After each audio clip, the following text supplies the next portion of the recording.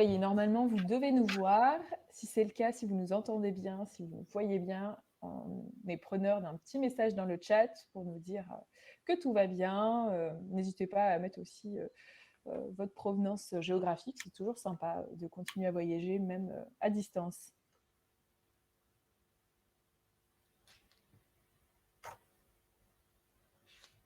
Oui. Il y a l'Isère, la Grenoble, la station des Carélies, le Cantal, Mornan, Chambéry, super. Charente-Maritime, bah oui, effectivement, on a aussi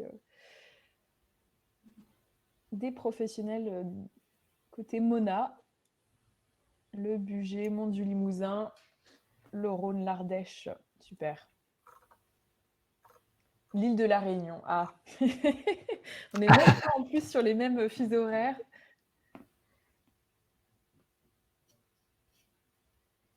Donc, parfait, bon, bah, ça arrive tout doucement. Là, vous êtes déjà 90 en ligne et en sachant qu'on a plus de 200 inscrits. Donc, on va vous laisser le temps d'arriver, de prendre en main la plateforme Livestorm. Et puis, on est bon. Super. Eh bien, bienvenue et encore bonjour à tous dans ce nouveau web séminaire de Trajectoire Tourisme en partenariat avec la Mona en Nouvelle-Aquitaine. Alors, pour ceux qui découvrent pour la première fois les web séminaires de Trajectoire, donc Trajectoire Tourisme, on est l'organisme de formation pour les professionnels du tourisme en Auvergne-Rhône-Alpes. Et nous organisons chaque mois un web séminaire d'1 heure avec un expert pour défricher un sujet qui touche directement le secteur du tourisme. Alors, pourquoi on vous parle donc aujourd'hui de RGPD? Donc, pour recontextualiser un petit peu, en mai 2018, le règlement général sur la protection des données est rentré en vigueur sur l'ensemble du territoire européen. Et le RGPD, en fait, ça touche toutes les structures et ça touche de nombreuses missions que vous réalisez au quotidien. Et aujourd'hui, nous avons choisi de travailler sur toutes les actions de prospection, donc l'envoi de newsletters, la gestion de votre fichier client, l'envoi de mailing à vos partenaires. Voilà, on va essayer avec Adrien Chambade de vous expliquer, de vous sensibiliser en tout cas à ces questions de RGPD. Et pour ce faire, donc, je serai accompagnée de Adrien Chambade. Adrien, je te laisse montrer ta petite photo. Donc, Adrien qui est consultant, formateur, auditeur SSI et DPO chez O'Neill Rocks. Alors, je te laisse, Adrien, expliquer très rapidement ce que ça veut dire, ces sigles, ces initiales. Oui, merci. Donc bonjour à tous. Oui, donc je travaille dans la cybersécurité, effectivement. Donc il y a pas mal d'acronymes de métiers à l'intérieur. Donc le conseil, la formation et l'audit. Et DPO, on en parlera très rapidement, mais c'est pas le sujet aujourd'hui, mais qui est l'acteur majeur en termes de RGPD et de conformité au règlement. Très bien. Alors, avant de commencer dans le vif du sujet et d'avoir toutes les informations pratiques peut-être que vous recherchez, un petit point technique sur l'outil Livestorm qu'on utilise pour ce live. Donc, je vous invite tout de suite à désactiver le son des notifications, donc avec la petite cloche qui se retrouve normalement en haut de votre écran pour éviter d'être embêté par toutes les petites notifications. Pendant ce live, donc, vous avez 3 onglets à votre disposition. Le chat que vous utilisez déjà très bien, donc c'est à utiliser vraiment si vous avez des soucis techniques ou des commentaires pendant le live. Si vous avez des questions par rapport au sujet qui sera traité, il faudra bien utiliser l'onglet questions. Et vous pouvez également liker les questions d'autres participants. Ça nous aidera, nous, à savoir les sujets qui vous intéressent le plus. Et le troisième onglet que l'on va beaucoup utiliser pendant ce live, c'est l'onglet sondage. Donc, on va vous faire participer pour voir un petit peu, tester vos connaissances sur le RGPD. Si vous rencontrez des difficultés techniques, donc que vous ne voyez plus ou le son ne fonctionne pas, nous vous invitons vraiment à vous reconnecter avec le lien que vous avez reçu par mail et en utilisant le navigateur Chrome de préférence.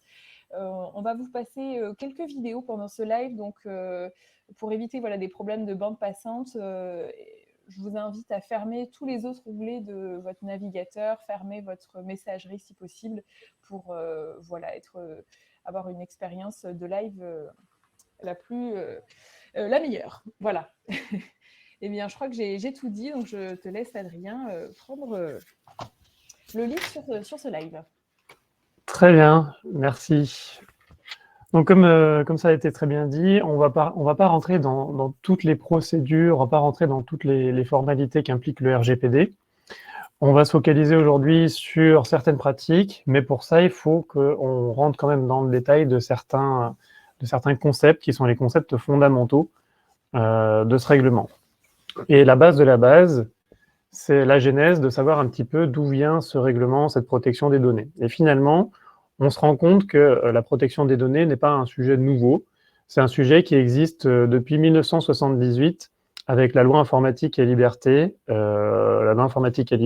qui a été instaurée donc, au début, finalement, le début des premiers traitements informatisés. Et à cette occasion, la CNIL, l'autorité de contrôle qui aujourd'hui suit ces activités et potentiellement peut nous sanctionner, a été créée à ce moment-là. Donc c'est un sujet qui est quand même ancien et pour lequel on a eu un certain nombre ensuite d'évolutions, des évolutions qui ont été liées au contexte local, au contexte européen, et finalement qui ont conduit en 2016, et la date est quand même importante, en 2016, le règlement a été publié. C'est-à-dire que le texte qui nous concerne aujourd'hui, qu'on a parfois découvert la semaine dernière, il y a 1 an, il y a 2 ans, est un texte qui est publié par l'Europe depuis 2016 et qui est entré en application en fait en 2018. Voilà, ce qui fait qu'on a quand même aujourd'hui accumulé un certain retard en matière de conformité, et l'idée est de pouvoir combler ce retard le plus rapidement et le plus facilement possible. 2 choses vont représenter, dans le cadre du respect de ce règlement, vous allez devoir respecter ou vous appuyer sur 2 éléments. Le premier, évidemment, c'est le RGPD, donc le règlement dont on vient de parler, qui est publié depuis 2016 et appliqué depuis 2018, qui est disponible sur le site de l'Europe, traduit dans toutes les langues. Et vous avez en fait un texte qui accompagne ce RGPD. Pourquoi ? Parce que le RGPD, c'est le socle commun pour l'ensemble des pays européens. C'est-à-dire que dans ce document, on trouve tout ce qui est commun. Mais évidemment, chaque pays, membre de l'Union, n'a pas forcément 100% été d'accord avec les autres pays. Et donc, pour toutes les modifications complémentaires un petit peu spécifiques à chaque pays, certains cadres qui vont limiter l'utilisation de certains identifiants, voilà, tout ça doit passer par un texte complémentaire. Et en fait, quand on regarde la globalité du RGPD, c'est le texte européen qui est le socle, et en France, vous avez la loi de 78, la loi informatique et liberté, qui est issue de la transposition de la directive en fait, qui accompagne le RGPD, qui complète et renforce certains axes du RGPD. Donc dans le cadre de votre conformité, vous allez avoir 2 documents à regarder, à lire, autant que possible. C'est d'une part le RGPD, et d'autre part la loi informatique et liberté, qui est disponible sur Légifrance, et qui a bénéficié d'une réécriture depuis un certain temps maintenant, enfin depuis c'était fin 2019 je crois, qui a bénéficié d'une réécriture, parce que vous imaginez bien que la loi de 78, elle a été modifiée tellement de fois que les articles ont été un petit peu décousus, et avec cette ordonnance de réécriture, elle est beaucoup plus agréable aujourd'hui à parcourir. Voilà, donc je vous invite vraiment, ce sont les 2 textes de référence, on trouve plein de choses sur Internet, partout. Attention, les textes de référence, ce sont vraiment les textes légaux, donc le RGPD, publié par l'Europe, et la loi informatique et liberté, qui est disponible sur Légifrance. Voilà pour votre corpus documentaire de base, et peut-être votre livre de chevet. Alors, quand est-ce que le RGPD s'applique ? On va avoir une définition qui n'est pas forcément très claire, mais finalement des cas très simples. Première chose, dès que vous allez traiter de la donnée personnelle avec un traitement automatisé, ou lorsque ce n'est pas automatisé, mais où ça figure dans un fichier. Alors vous allez me dire, qu'est-ce que ça veut dire ? On ne comprend rien. Les traitements automatisés, ça peut être par exemple effectivement des traitements informatiques où vous allez faire des envois de mailing automatiques. Voilà, donc il y a des adresses mail. Les adresses mail, on le verra, sont peut-être des données personnelles. Donc l'idée, c'est qu'à partir du moment où vous allez avoir des activités là-dessus, le RGPD va s'appliquer. Et ça va même s'appliquer à des traitements non automatisés. Mettre des documents triés par ordre alphabétique dans un classeur avec des noms et prénoms, c'est un traitement de données personnelles. Et le RGPD s'appliquera, alors que, pour autant, ça n'est pas un traitement informatique. Voilà, donc attention, on a vraiment un cadre qui est assez vaste sur l'application. Finalement, il faut juste regarder les exceptions. C'est ça qui va pouvoir nous faire sortir du cadre du RGPD. Et on notera simplement le cadre strictement privé. Donc, votre groupe d'échange de famille où vous envoyez des informations, voilà, ça, c'est un cadre privé. Donc, mais à partir du moment où vous êtes une association, vous êtes une société, à partir de là, vous allez rentrer en fait dans le cadre de l'application du RGPD. Donc, ça, c'est le cadre global d'application. Et après, vous avez le cadre territorial. Et côté territorial, c'est assez simple également. À partir du moment où votre structure est sur le territoire, est un organisme de l'Union européenne, dans ce cas-là, elle doit respecter le RGPD, même si elle traite les données, et même si elle traite 100% de données de non-européens. Et à l'inverse, et c'est la nouveauté de ce texte, quand on est une structure qui est hors de l'Union européenne, à tout hasard les États-Unis, et qu'on traite les données des Européens, à ce moment-là, ça s'applique aussi. Voilà. Le seul cas d'exclusion, c'est une structure hors Europe, hors Union européenne, qui traite les données de non-européens. Donc vous êtes des acteurs du territoire, vous êtes donc, de façon très logique, concernés par le RGPD, vous devez le respecter. Un petit mot sur les définitions, parce que j'ai commencé à en parler, c'est bien de comprendre ce que ça veut dire. On parlera de données à caractère personnel. Donc la donnée à caractère personnel, c'est une donnée finalement qui est reliée de façon directe ou indirecte à une personne concernée. Personne concernée, c'est quoi? C'est une personne physique. Voilà. Mais on a vu que le RGPD ne s'appliquait pas aux données. Si vous reprenez la slide d'avant, il s'attache au traitement de données à caractère personnel. Pour une raison simple, c'est qu'une donnée à caractère personnel, on ne sait pas pourquoi elle est là. Elle est là, mais il nous faut plus d'informations pour savoir s'il devrait bien être là, si on doit la conserver ce temps-là, etc. Donc, on va s'intéresser à cette activité. Et donc, on va s'intéresser au traitement. Donc, un traitement, c'est toute opération qui est effectuée sur la donnée à caractère personnel. Conservation, collecte, destruction, transmission.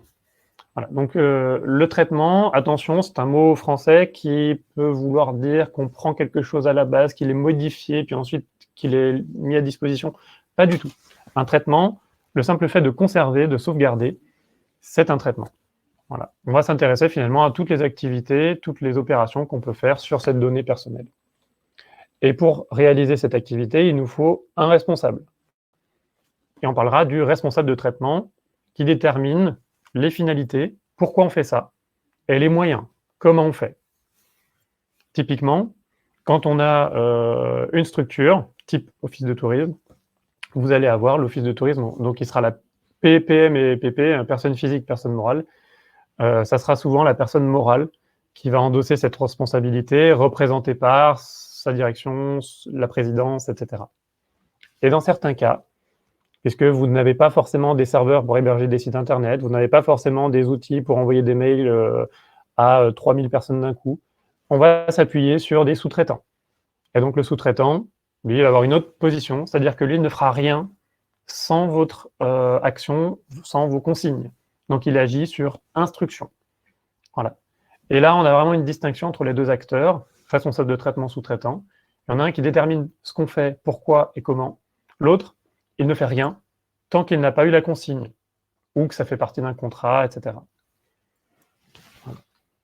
Dans certains cas, on pourra avoir un destinataire de ce traitement, ce qui n'est pas forcément systématique.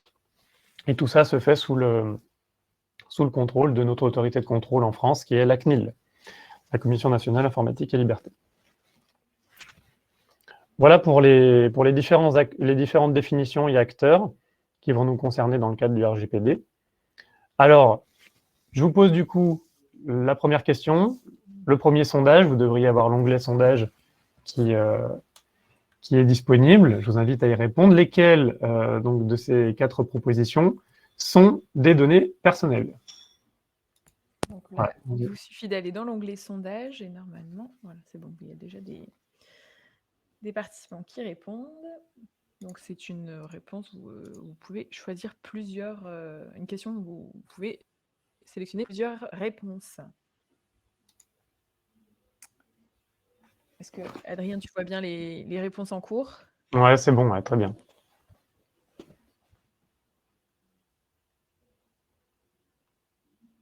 C'est globalement plutôt le prénom, nom, numéro de téléphone et l'adresse mail qui arrivent un petit peu en tête. Plutôt, ouais. Bon, prénom, nom. On se donne encore quelques secondes.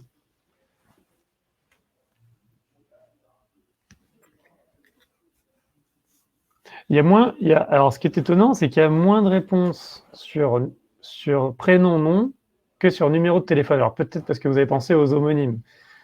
Ce qui ne serait pas forcément une mauvaise réflexion.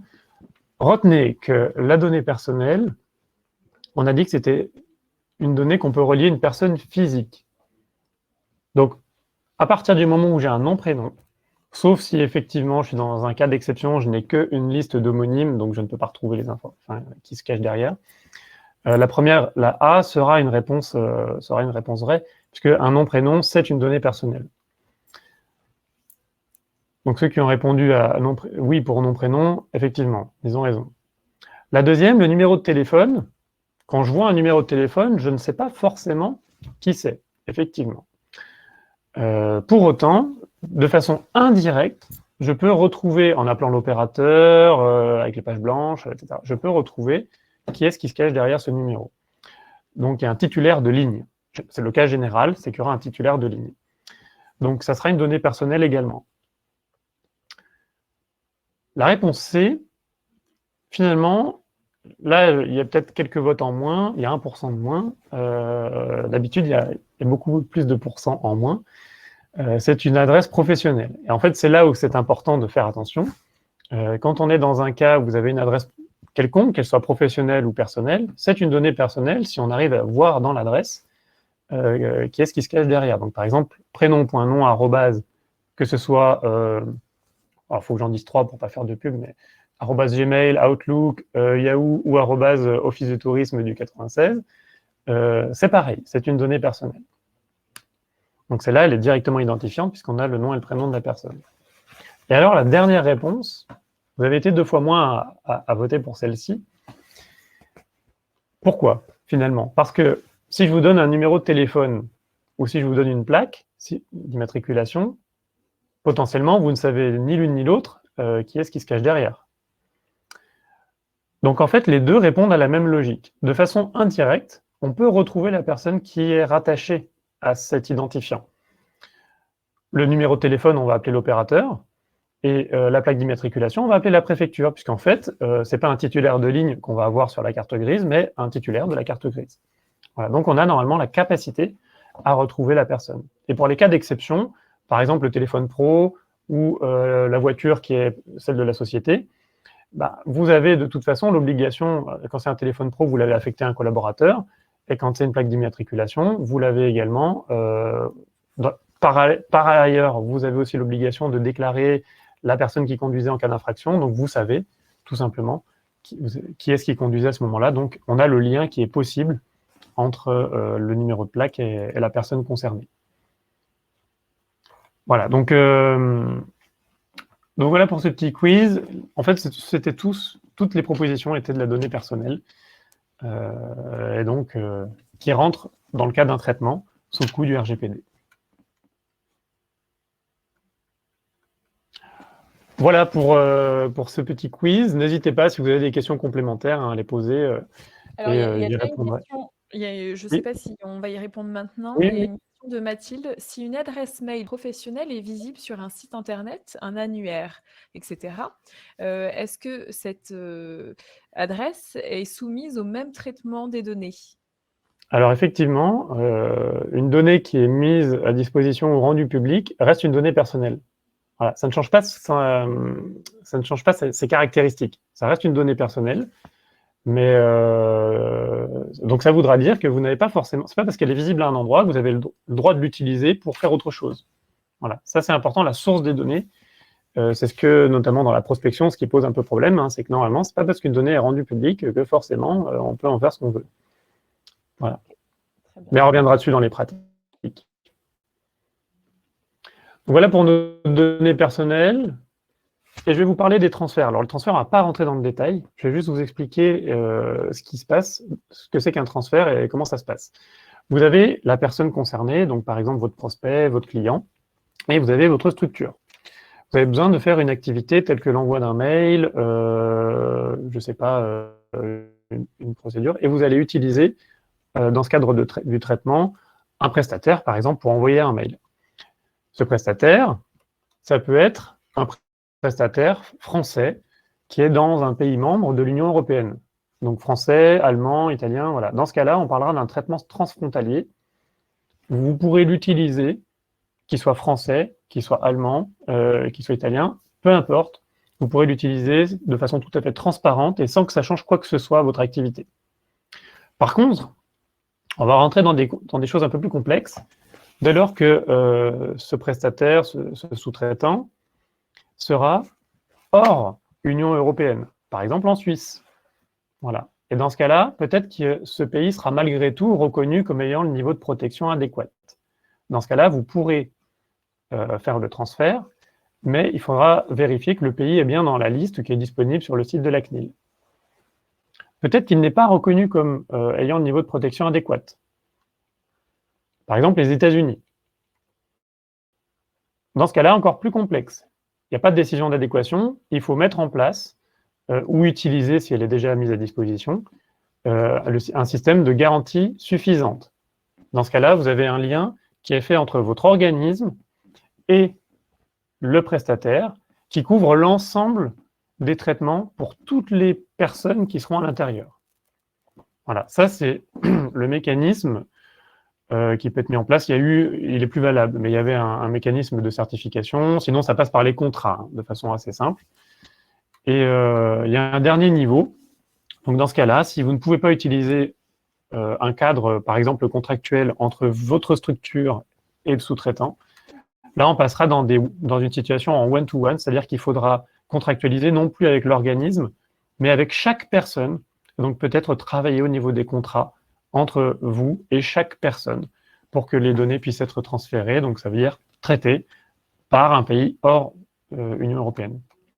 Et l'inconvénient de ces transferts, c'est qu'il va falloir faire une information préalable à ces personnes, aux personnes concernées. Et ça, c'est vraiment toute la difficulté, c'est que le transfert, généralement, on trouve toujours des moyens de pouvoir le réaliser, mais il nécessite d'informer les personnes avant, voilà, au plus tard au moment de la première communication. Est-ce que tu peux juste peut-être donner un ou deux exemples de transferts Donc, par exemple, l'envoi d'un mail, on a vu qu'une adresse mail était une donnée personnelle, donc l'envoi d'une newsletter à un listing via un outil qui se situerait par exemple aux États-Unis représente un transfert. Voilà. Donc, et on reviendra dessus avec quelques exemples dans les questions. Ok, très bien. Et notre traitement, on ne rentrera pas dans le détail de tout ça, hein, mais notre traitement, sachez qu'il faut qu'il s'appuie également sur pas mal d'aspects. Premier aspect, pour que nos traitements puissent être faits de façon légale, il faut qu'il ait une base juridique. Cette base juridique, ça peut être parce qu'il y a un contrat entre la personne qui a demandé, qui a souscrit un contrat de location et nous, ou dans les conditions générales de vente, etc. Ça peut être parce qu'elle a consenti à recevoir des news et donc faire l'objet d'une prospection. Ça peut être parce que vous avez décidé qu'il était de votre intérêt de faire cette activité. Ça peut être une obligation légale, comme par exemple transmettre des informations à l'URSSAF dans le cadre de la gestion RH, ou dans des cas un peu plus spécifiques, la préservation des intérêts vitaux ou la réalisation d'intérêts publics.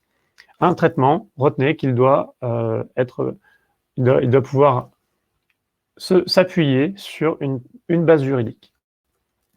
Ensuite, il faut qu'il respecte les principes de privacy by design et by default. première chose, la collecte doit être limitée. On ne doit pas collecter n'importe quoi. On doit collecter juste les informations qui sont nécessaires. On doit conserver uniquement ce qui est pertinent. C'est-à-dire que si on organise un jeu concours, le jeu concours est terminé, on a envoyé les cadeaux, hop, on supprime les données normalement. Si c'est que pour le jeu concours est terminé, on ne conserve pas les données. Et on doit les protéger. Et vous savez qu'en ce moment, voilà, la protection des données est vraiment un sujet à discussion, puisqu'on a beaucoup d'attaques et beaucoup de problématiques. Les transferts, on l'a vu, attention, il y a vraiment, par exemple en Suisse, aux États-Unis, il faut vraiment s'attacher à l'information des personnes et potentiellement se baser sur leur consentement ou le contrat qui nous lie avec elles. Et sachez, on ne rentrera pas dans le détail non plus, mais que les personnes ont des droits sur les données que vous traitez. Elles ont des droits qu'elles peuvent faire valoir en vous écrivant, en vous le demandant. Elles peuvent vous demander l'accès aux données, donc il faut leur sortir toutes les données que vous avez les concernant et leur donner une copie. Elles peuvent vous demander la rectification, ils ont changé de nom, il y avait une erreur de typographie, etc. Elles peuvent vous demander l'effacement si vous les conservez un peu trop longtemps. Elles peuvent s'opposer, notamment par exemple pour ne plus faire l'objet de prospection ou de recevoir une newsletter. Et dans des cas un peu spécifiques, mais on ne rentrera pas dedans, la limitation du traitement ou le fait de ne pas faire l'objet d'une prise de décision individuelle automatisée. Voilà, donc retenez que tout ce cadre-là, finalement, ce sont tous les éléments qui vont vous impacter, vous, dans la réalisation des opérations sur les traitements de données personnelles.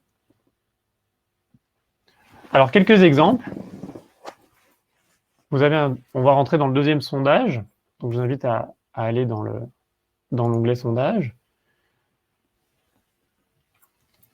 Vous avez plusieurs propositions. Quand est-ce que vous réalisez un transfert? Est-ce que lorsque vous en faites un, lorsque vous faites un partage Dropbox? Est-ce que lorsque vous envoyez un mail à votre collègue, vous en faites un? Est-ce que lorsque vous faites une redirection de votre adresse contact vers votre Gmail perso, ça représente aussi un transfert? Lorsque vous faites une newsletter avec MailJet ou lorsque vous traquez vos visiteurs avec Google Analytics? Voilà, lesquels sont des transferts? Donc, même principe, hein, vous répondez dans l'onglet sondage.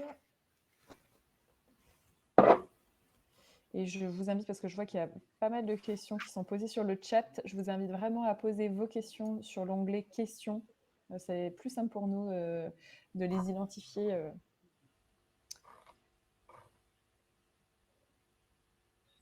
Voilà. Et je vois que le temps avance, il est déjà 11h30. Oui, tout à fait. Ouais. Donc, voilà, on a plutôt, voilà, on est sur 28%, c'est lorsque je fais un partage Dropbox du listing d'inscrits, quand j'envoie une newsletter via MailJet ou d'autres outils comme Sarbacane, Mailchimp. Et le troisième, ce serait plutôt quand je fais un suivi des visites via Google Analytics. Alors pour information, c'est là où votre travail va être de creuser. Il faut aller chercher dans les mentions légales, par exemple, en fait, qui est responsable du traitement, ou alors quelle est la structure en face quand j'utilise un outil. Voilà, il faut être curieux et il faut aller chercher cette information. Typiquement, prenez l'exemple de MailJet, c'était français et ça a été racheté il y a quelque temps par un acteur américain, son concurrent, un Mailgun, et donc c'est devenu un outil américain.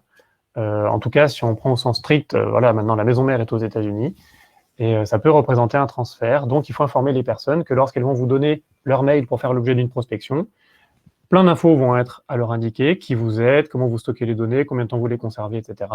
Et en plus, il faudra indiquer qu'il y a un transfert de ces données aux États-Unis notamment. Google Analytics, on n'y pense pas. On met un fond de carte Google Maps pour mettre un petit point de là où est notre structure. On fait du tracking pour nos visiteurs avec Google Analytics pour voir d'où ils viennent, ce qu'ils font, combien de temps ils restent, etc. Voilà, ça représente un transfert. Pourquoi? Parce que sur le PC du visiteur ou le téléphone, il va y avoir des scripts qui vont appeler les serveurs de Google, qui est un acteur américain. Et en fait, le visiteur ne pourra pas empêcher ça. Et en plus, Google, étant très, très friand de données personnelles, va faire du profilage, donc une pratique à laquelle la personne doit pouvoir s'opposer avant de visiter, avant que ça soit réalisé. Donc c'est pour ça que vous avez, on en reparlera juste après, le bandeau des cookies. Voilà. Entre vous, en messagerie interne, si c'est de la messagerie purement locale, il n'y a pas de raison qu'il y ait un transfert. Sachez que le transfert de votre mail contact vers Gmail, c'est un transfert aussi.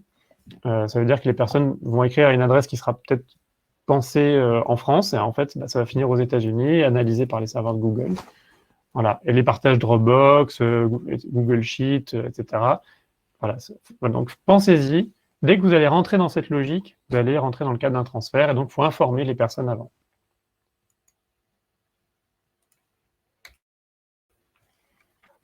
Alors, comment ça va se matérialiser, tout ça, dans notre gestion client et prospect? Donc, le principe général qui nous est donné par la CNIL, c'est pas de message commercial sans l'accord préalable du destinataire. Donc, normalement, la personne doit donner son accord avant qu'on aille lui faire de la publicité, de la newsletter. Ce qu'on retrouvera malgré tout, c'est l'opt-in et l'opt-out. Alors, l'opt-in, je suis un particulier, on est en B2C. Voilà, je vais plutôt dire par défaut, je ne fais pas l'objet de prospection et c'est à moi de faire la démarche pour être inscrit pour recevoir de la prospection. L'opt-out, c'est un petit peu différent. L'opt-out, c'est je suis inscrit de force et ensuite, je peux me désinscrire. C'est ce qu'on retrouvera plus généralement dans le B2B, donc avec des pros dans un contexte pro. Voilà.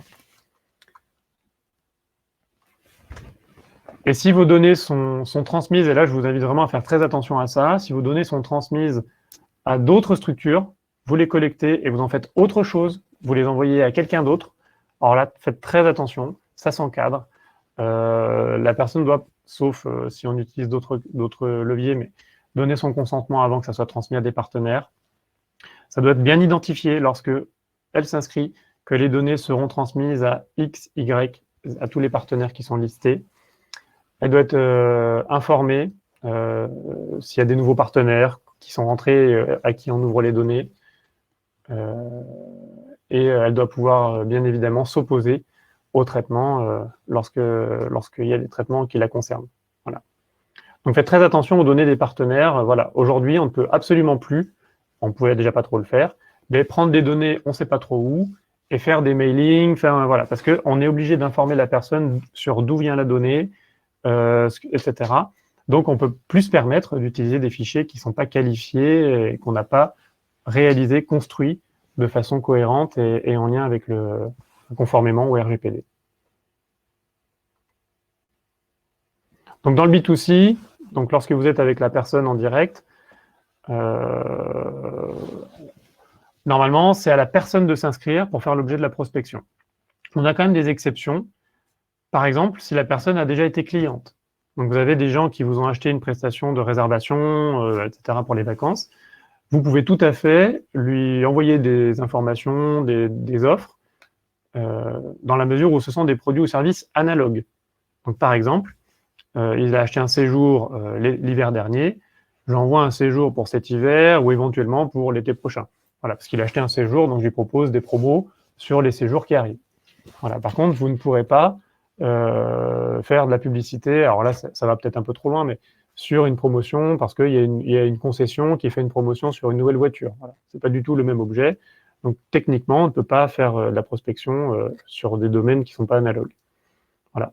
Et il y a des exceptions aussi si ce n'est pas de la nature commerciale, mais ce n'est pas forcément ce qui nous concerne ici. Voilà. Dans le B2B, lorsque vous êtes avec des structures en face, le mieux, c'est d'utiliser des adresses génériques. Comme ça, vous n'avez pas trop de questions à vous poser. Contact, info, hello, voilà. Ça, ce sont des adresses génériques. On ne sait pas ce qui se cache derrière. On va sortir un petit peu du cadre de la donnée personnelle. Donc là, c'est plus simple à gérer. Et après, sinon, sachez que voilà, ce que la CNIL a malgré tout accepté, c'est qu'on fasse de la prospection. On fait de l'opt-out, donc la personne est par défaut rentrée de force dans la newsletter, et elle en sort parce qu'elle a la possibilité de se désinscrire de façon simple et gratuite.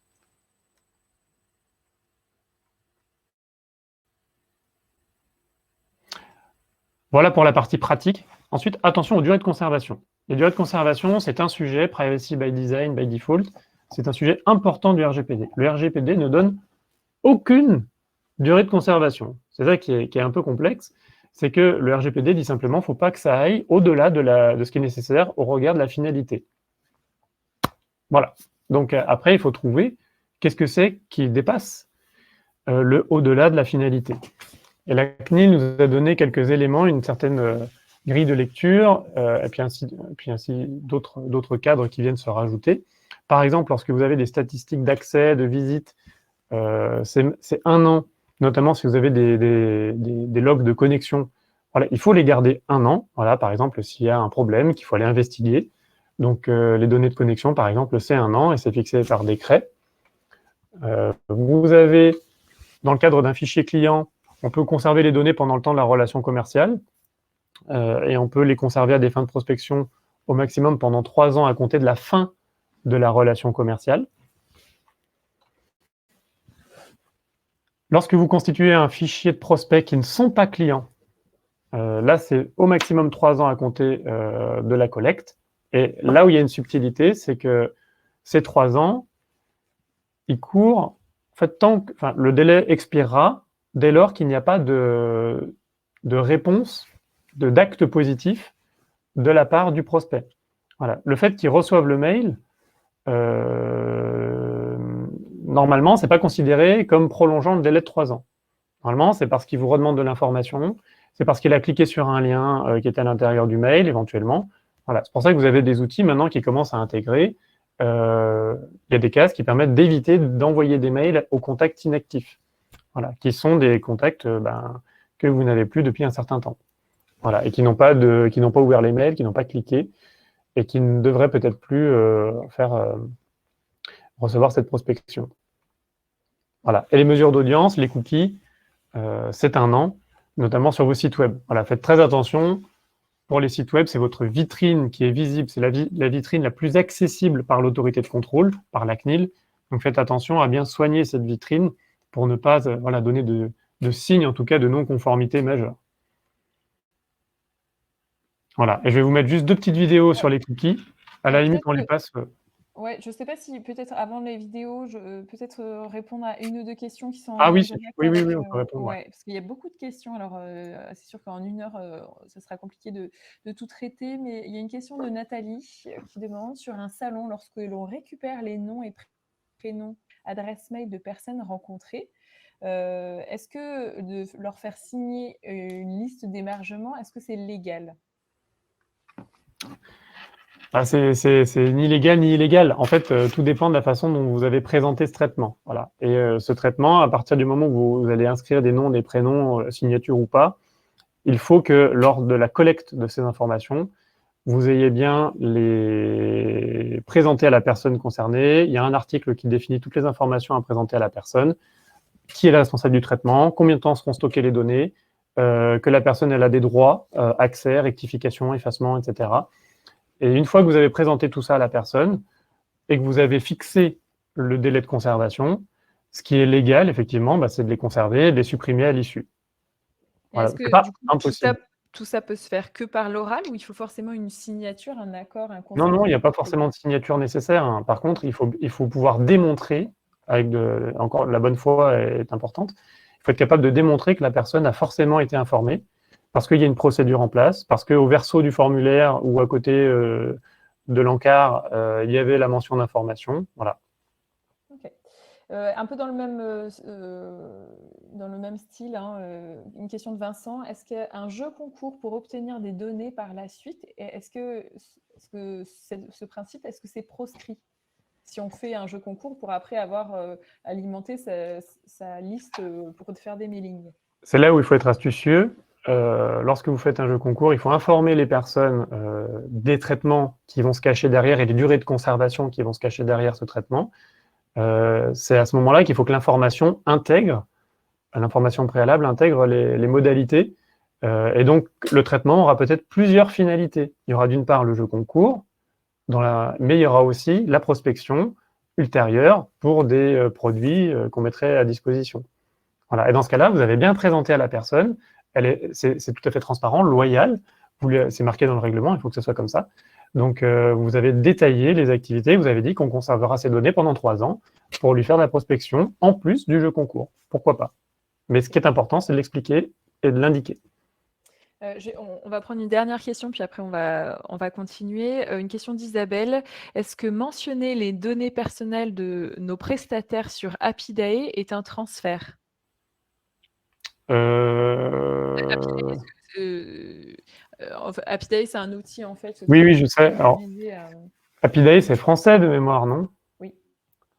Donc, à partir du moment, en fait, c'est là où il faut aller dans les conditions générales ou la politique de protection des données. Appidae, vous allez voir qui est le responsable du traitement, si lui-même héberge ses données en France ou pas, il y a aussi cette question. Et en fonction, s'il n'y a pas d'hébergement des données hors Europe, hors Union européenne, et si le responsable de traitement est bien français, en l'occurrence, non, il n'y a pas de transfert.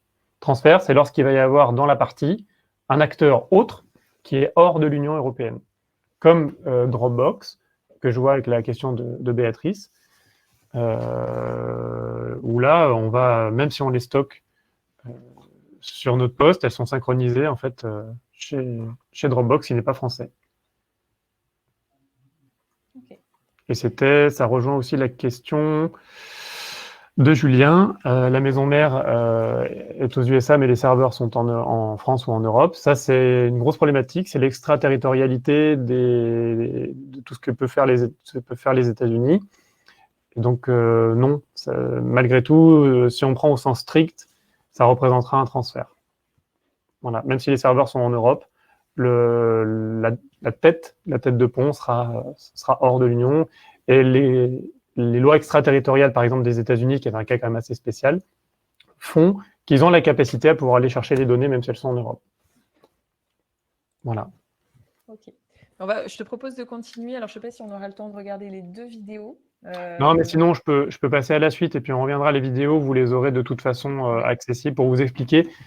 La CNIL, je vais les passer directement. La CNIL a tout simplement s'est adapté aux modifications. Il y a eu des choses qui se sont passées au niveau français et pas que. Aujourd'hui, on a un gros problème avec les cookies qui sont des petits éléments qui sont déposés sur les navigateurs lorsqu'on passe sur un site web et qui servent en fait des objectifs bien différents. Par exemple, lorsque vous faites du tracking, du suivi Google Analytics, vous avez un petit cookie, un petit élément qui est posé sur le navigateur du visiteur. Et le problème, c'est que ce cookie, il sera réutilisé en allant sur d'autres sites qui utilisent aussi Google Analytics. Et grâce à ça, Google va pouvoir faire du profilage parce qu'il va savoir que son visiteur, son internaute, il va sur le site A, B, C et il fait ça, ça, ça. Et en fonction de ça, il va lui faire des résultats de recherche personnalisés et de la pub personnalisée. Ça s'appelle du profilage et c'est une prise de décision. C'est une décision individuelle automatisée et donc c'est une pratique qui est pas qui est absolument pas de base réalisable au regard du RGPD et donc ça s'encadre. Et la personne, vu qu'il n'y a pas de contrat qui vous lie à elle, il n'y a rien qui vous lie à elle quand elle navigue sur votre site web, vous ne pouvez pas la forcer à être sujette à cette décision individuelle automatisée, à ce profilage. C'est pour ça que lorsqu'il y a des cookies qui sont déposés, vous en avez de 2 types. Vous avez le cookie tout simple, qui était un cookie de panier, pour se rappeler de quels articles il y avait dans un panier.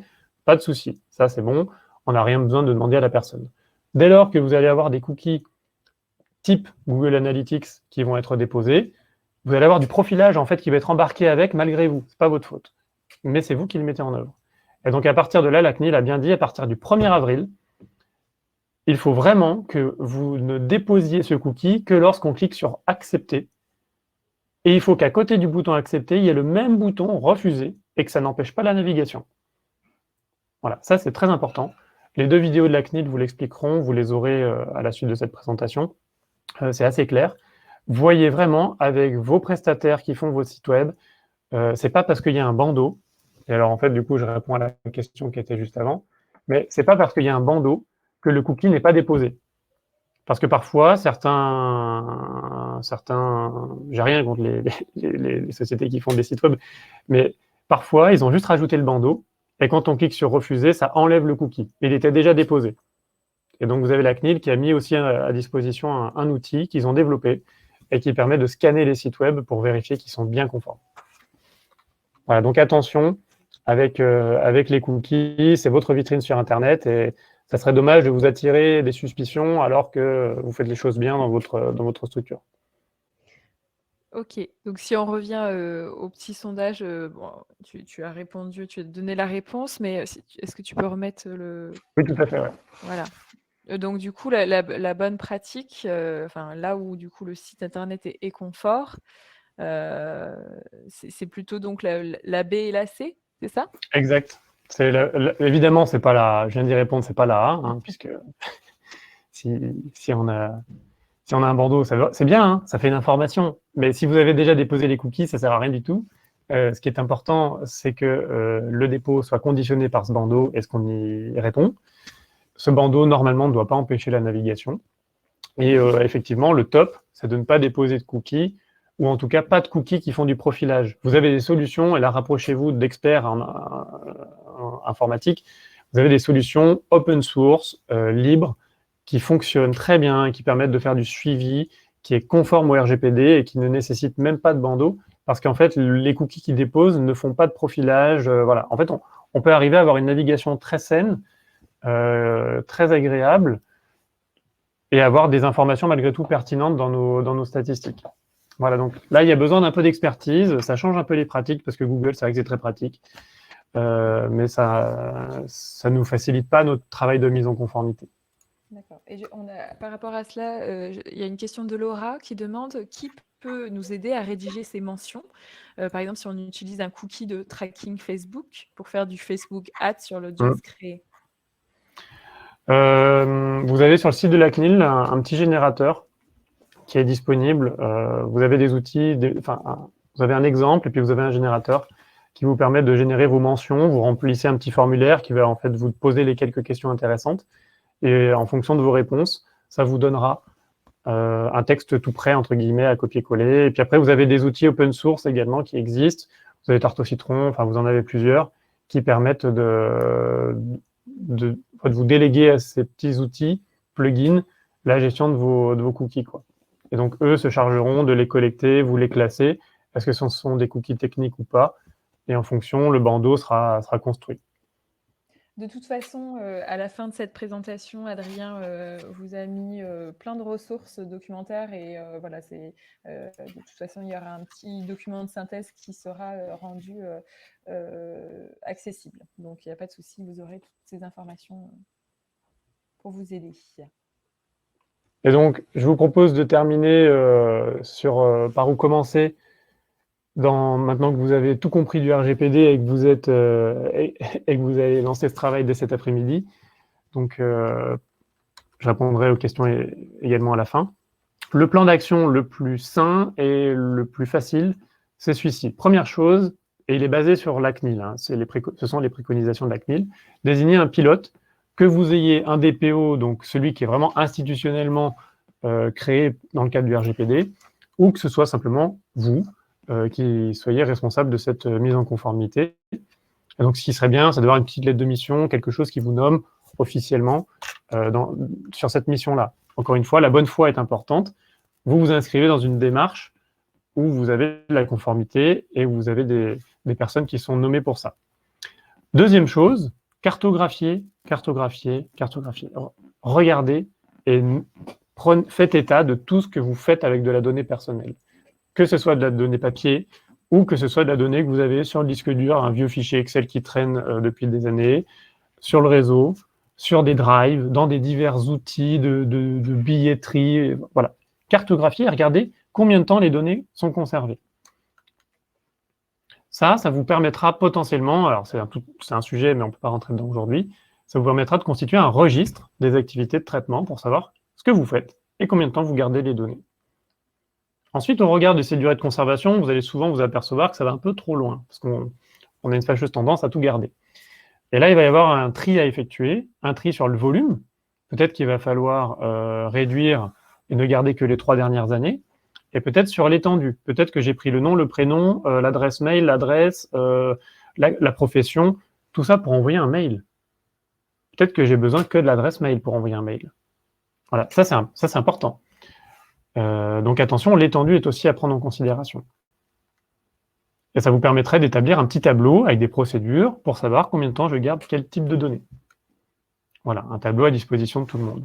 Et enfin, mettre à jour vos informations contractuelles, donc les mentions légales, vos contrats CGV, CGU, éventuellement mettre en place, si vous ne l'avez pas fait, une politique disponible sur votre site web de protection des données, qui reprendrait un certain nombre d'éléments. Vous pourrez regarder, il y a certaines structures qui en ont construites. Vous pouvez les trouver directement via votre moteur de recherche favori, hein, pour voir à quoi ça a l'air. Ça vous permet de détailler, d'être transparent sur l'utilisation des données personnelles. Voilà. Et pour aller plus loin, vous avez des ressources. Donc, vous allez avoir CookieVis2, qui est l'outil de la CNIL qui vous permet de vérifier les cookies qui sont déposés sur votre site web. Je ne sais pas si tu veux intervenir sur la partie formation. Oui, bah voilà, il y a des ressources documentaires. Là, vous l'avez vu, c'est le RGPD, c'était un sujet très vaste, très aussi assez technique. Donc, l'objet de ce web séminaire, c'était aussi de vous faire une première découverte, en tout cas de vous permettre de prendre un peu de recul sur vos pratiques, en sachant que avec Adrien Chambad, nous proposons une formation, alors plutôt pour les DPO, des structures touristiques, voilà, qui permet en 2 jours d'aller quand même plus loin et d'être vraiment de la pratique pour après mettre en application dans ces structures. Donc c'est possible, voilà, de se former sur ces questions-là. Voilà, et on va pas passer tout en revue, c'est juste pour vous dire. Et après, vous avez un MOOC qui est délivré par la CNIL et qui, lui, peut se suivre de façon beaucoup plus asynchrone et qui reprend vraiment toutes les bases de ce que vous devez faire en tant que DPO. Et alors, c'est plus light, hein, que ce qu'on voit en 2 jours avec la formation DPO, mais ça permet déjà d'avoir une certaine culture de la protection des données. Donc, si vous voulez bien, je vais répondre aux questions. Et puis, je terminerai avec les différentes ressources pour vous les détailler juste après. Alors, il y a eu beaucoup, beaucoup de questions. J'essaye de regarder celle qui... Je crois qu'il y a eu beaucoup de questions sur comment pouvons-nous contacter une personne qui nous a donné des informations, enfin, qui nous a contacté pour des renseignements, mais qui n'est pas client. En fait, comment on peut légalement pouvoir ensuite lui envoyer des newsletters. Donc, c'est un prospect. Finalement, vous allez lui envoyer des newsletters parce que vous allez chercher à lui faire acheter quelque chose, etc. Donc là, on est dans le cadre de la prospection. Et à ce titre-là, il faut au plus tard, au moment de la première communication, lui indiquer les éléments du traitement, donc qui est le responsable, combien de temps ces données sont conservées, pourquoi on fait ça. Il y a des intérêts à aller chercher. Est-ce que c'est parce que cette personne a accepté les CGU ou alors est-ce que c'est parce que j'ai décidé que moi, il était de mon intérêt légitime de faire cette pratique de prospection, donc je le fais. Voilà. En fait, au plus tard, au moment de la première communication, il faut détailler votre activité auprès des personnes que vous contactez. Voilà. Ça peut être dans un petit encart en bas, et évidemment, il faut que vous ayez un bouton se désinscrire. Et si c'est par téléphone, il faut Si c'est par téléphone, le problème, c'est qu'on ne peut pas lire un texte il y a combien? Il y a plus de 12 points, il y a 12 points à aborder. Donc, si vous faites ça pendant 3 minutes, la personne a déjà raccroché. Généralement, ce qui se fait, c'est qu'il y a un petit mot qui est mis de quelques secondes et on explique que sur notre site web, on a une politique et c'est là où la politique peut être intéressante. Normalement, il ne faut pas trop faire des renvois, mais au téléphone, on est un peu obligé. Voilà, il y a sur votre site web une politique qui détaille vos activités et qui permet aux gens que vous avez par téléphone, par exemple, de pouvoir prendre connaissance des informations concernant le traitement de leurs données. Okay. Je regarde. Alors, il y a eu beaucoup de questions sur est-ce que vous pouvez nous envoyer les liens vers la CNIL, etc. Je pense que voilà, dans le document qui sera transmis, il y aura un certain nombre de liens pratiques pour retrouver ces informations. Tu me confirmes, Adrien, hein? Oui, tout à fait. Ouais. Sur les dernières slides, vous allez avoir, je vous le remets, vous allez avoir, est-ce que je peux le mettre en plein écran? Parfait. En fait, vous allez avoir pas mal de liens et à chaque fois, il y a le lien, et surtout sur la deuxième page, où là, vous avez toutes les fiches de la CNIL, donc les 6 réflexes, comment vendre en ligne, la relation client, la sécurité des données, la partie sensibilisation pour les petites structures et la partie gestion de risque si vous faites des activités à risque ou avec des publics à risque, donc notamment des mineurs ou autres.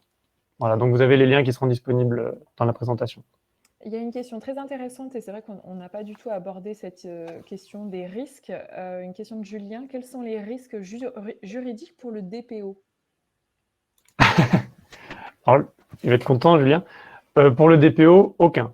Alors, il dépendra Alors, pour un certain nombre de choses qui dépendent de la vie tout à fait classique, il pourra être attaqué comme un salarié classique au pénal ou autre. Par contre, dans le cadre de la conformité au RGPD, on ne peut pas sanctionner le DPO parce qu'on s'est pris une amende, parce que, etc., etc. C'est le responsable de traitement qui est responsable. Le DPO, il est conseil, il est facilitateur, il est point de contact, il est tout ce qu'on veut, mais il n'est pas responsable. Celui qui est responsable, c'est la personne morale représentée par son président ou autre. Il y a une question aussi sur les risques de Mathilde. Quelles sont les sanctions et la marche à suivre si notre adresse mail a été récupérée en opt-out sur du B2B et qu'il n'y a pas de lien de désinscription? Bah, vous pouvez toujours essayer d'écrire à la structure. Et puis après, si vous n'arrivez pas à trouver comment vous opposer au traitement, et que vous ne pouvez pas faire l'opt-out, en l'occurrence, vous ne pouvez pas vous désinscrire, vous pouvez tout à fait, mais alors il faudra que vous ayez entamé déjà une démarche avant hein, pour vérifier qu'il n'y a pas de moyen de le faire, mais vous pouvez aller vous plaindre et faire une réclamation auprès de la CNIL en indiquant que cette structure, cet organisme fait de la prospection et je n'ai pas la possibilité de faire valoir mon droit d'opposition. Voilà. Okay. Il est déjà 11h57, alors on va peut-être prendre encore une ou deux questions. Je regarde celles que nous n'avons pas encore traitées. Il y avait une question sur un transfert vers Gmail, un formulaire. Si on possède un formulaire sur son site pointant vers une adresse qui est elle-même redirigée vers Gmail pour le traitement du mail dans un client. Oula, j'ai pas trop compris. En clair, je pense que si les réponses à un formulaire Ouais. de contact arrivent sur une adresse Gmail, est-ce qu'il faut le mentionner sur ce formulaire? C'est marqué, vous avez dans le RGPD, vous prendrez l'article, il y a un article qui détaille les mentions, les informations, l'information préalable à faire auprès de la personne au moment de la collecte. C'est écrit noir sur blanc dans le règlement. Donc au moment de la collecte, vous devez l'informer d'un certain nombre de choses, dont s'il y a le transfert en question et comment on s'assure que le transfert est fait correctement. Donc un des 3 points que je vous ai indiqués, est-ce que c'est parce que c'est un pays adéquat? Est-ce que c'est par rapport aux garanties suffisantes? Ou est-ce que c'est par rapport au contrat, enfin une dérogation? Et ça doit être visible en fait sur le formulaire normalement. Si on a un formulaire conforme, il n'y a quasiment personne hein, qui fait ça correctement, mais si le formulaire est conforme, vous avez ces 6 voire 12 points qui sont indiqués au-dessus, au-dessous, mais qui sont visibles à l'endroit où on collecte la donnée. Même si là où on la collecte, c'est sur un serveur en France, si in fine ça va arriver sur... il va y avoir un transfert qui arrive auprès d'un acteur qui n'est pas européen. Dans ce cas-là, il faut l'indiquer au moment de la collecte. Okay. Mais ça ne vous empêche absolument pas de faire, d'utiliser ça. Si vous avez un moyen de le faire, voilà. Par contre, attention, Gmail perso n'intègre pas les conditions pour faire un transfert avec les garanties suffisantes. Gmail Pro, anciennement G Suite, maintenant Google Workplace, on a des clauses contractuelles types qui ont été proposées. Sur le perso, il n'y a rien. Donc si vous utilisez un compte perso que vous mutualisez, que vous passez le mot de passe, et là je ne veux même pas le savoir, mais voilà. Donc ça, c'est pas une pratique qui de toute façon est encadrable. Ok, bon, c'est vrai que ça fait beaucoup d'informations. Peut-être Adrien, remettre la slide d'avant. Oui, pardon.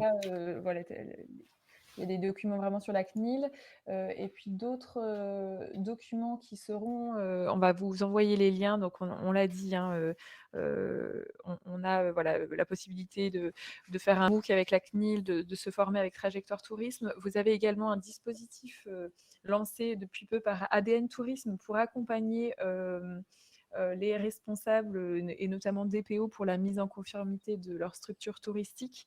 Donc on vous mettra également un lien.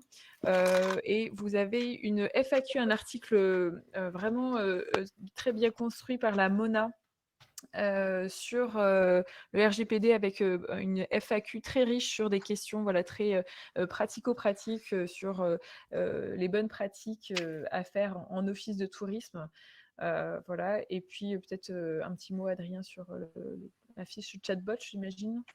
Oui, bah, ça, c'est si vous avez un chatbot. Mais voilà, sachez qu'il y a un document qui est disponible si vous en avez mis en place un pour encadrer. Il n'y a pas beaucoup de solutions françaises hein, pour en faire.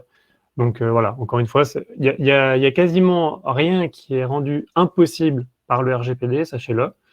Mais par contre, quasiment tout doit être encadré correctement et on n'était pas bon jusque-là. Il y a rien de vraiment nouveau, sauf quelques points. Par contre, on part de très loin parce que ça fait des années que tout le monde s'en fiche malheureusement et que, voilà, on n'avait pas forcément cette culture. Et aujourd'hui, on commence à avoir cette culture et voilà, il y a tout un chantier. Prenez-le de façon pragmatique, logique. Déjà, prenez connaissance de ce qui se passe. Surtout si vous êtes investi du rôle de DPO, profitez-en. C'est le meilleur rôle pour prendre connaissance de ce qui se passe. Voilà, vous n'êtes plus dans l'opérationnel. Voilà, vous avez une vision qui est un petit peu indépendante. Et voilà, à chaque fois, remettez-vous vraiment en cause. Ai-je réellement besoin de collecter son adresse, sa profession? Voilà. Est-ce que ça répond finalement à quelque chose ou pas? Et si la réponse c'est ça sera peut-être utile un jour, voilà, mauvaise réponse, ça voudra dire que votre collecte est excessive au regard de la finalité. Donc essayez toujours de minimiser, de limiter, de supprimer quand il n'y en a plus besoin. Ça ne sera que bénéfique. Très bien. Bon, c'était le mot de la fin. Je te laisse terminer par la dernière slide. Ah oui, pardon. Puisqu'il est, voilà, il est midi 2, donc on a tenu le timing, même si voilà, c'était un web séminaire très riche. On espère que ça vous a donné déjà quelques pistes d'informations. Donc je vous rappelle, ce web séminaire est enregistré, donc il y a un replay qui vous sera envoyé tout de suite après la fin de ce live. Et puis avec Adrien, on prépare voilà, un petit document synthèse où vous retrouverez tous les liens vers les ressources qui ont été mentionnées pendant ce live. Donc, on espère voilà, que vous avez passé un agréable live en notre compagnie. Et puis, on vous retrouve donc dès le mois prochain pour un nouveau web séminaire de Trajectoire Tourisme avec la Mona. Au revoir. Merci Merci à tous. et bonne journée.